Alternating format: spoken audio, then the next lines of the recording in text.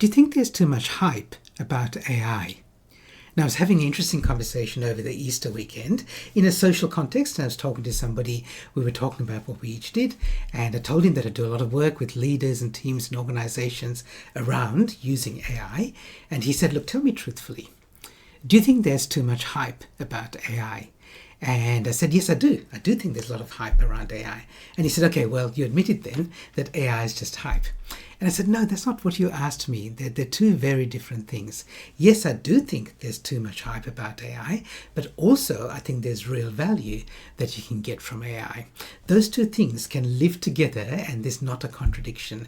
There can be some things like AI, which has a lot of hype around it, but also can generate a lot of value. And that's not a contradiction.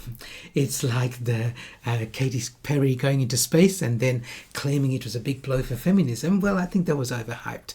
But equally, you could praise Amanda Nguyen, who also went on that trip to space, and she's a real scientist. In fact, she put her career on hold to do something else that help protect women in society, and then she came back, and now she's an astronaut, and you can absolutely praise her in the same breath that you could criticize Katy Perry. So hype and value aren't necessarily contradictory. And with something like AI, there is, in my opinion, there's a lot of hype about AI, and some of it is way overblown, especially from these tech bros who are trying to push up the value of AI, to push up the value of their own company, the oligarchs, as they're being called, and they're hyping up AI. But at the same time, there are people who are getting a lot of real value by actually rolling up their sleeves and putting AI to work in their professional roles and even in their personal lives. And this is true of your employees as well. There was some research done by Google recently, and it said in Australia, 75%, 3 out of 4 people are using AI at work. So they're already using it to get value from it. Another interesting stat about Australians using AI at work is there's some research done by this workplace company Slack, and they found that in Australia, lots of people are using AI, as I said, but almost half of them don't want to admit to their manager or leader that they're using AI at work. So it's about 45% of people who are using it don't want to admit it. Why? Well, there are a number of reasons. The top 3 are these: because their manager would think that they were lazy, their manager would think that they were incompetent, or their manager would think that they were cheating by using AI.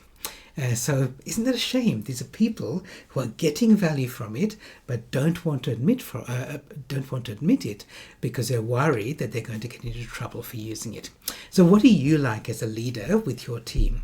Are you open to AI? And are you publicly open to it? Do you make it really clear to the people in your team that first, they should be using AI, they can be using AI, and here's how they could be using AI, and second, that they're not going to be criticized for using AI?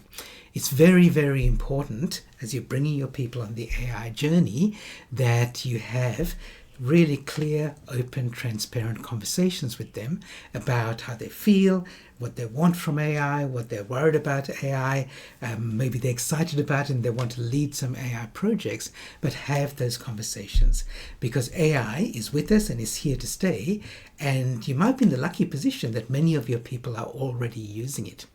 So they've already started on that journey. Just make sure that you support and facilitate, and make sure that you're there to help them go further on that journey. If you'd like to know more about this, you can download a worksheet that I've got for you here. It's about facilitating conversations about AI with your team. So if you haven't had this sort of conversation yet, please do it. Even if you haven't started using AI, even if your organization has banned the use of AI and you're not allowed to actually use it professionally, at least have these conversations with your people. Download the worksheet. You'll find some sample questions that you can ask to have these open and honest conversations with the people on your team. Because AI is here to stay, and it is going to be part of our future. I'm sure you'll find it valuable. I'll see you in the future.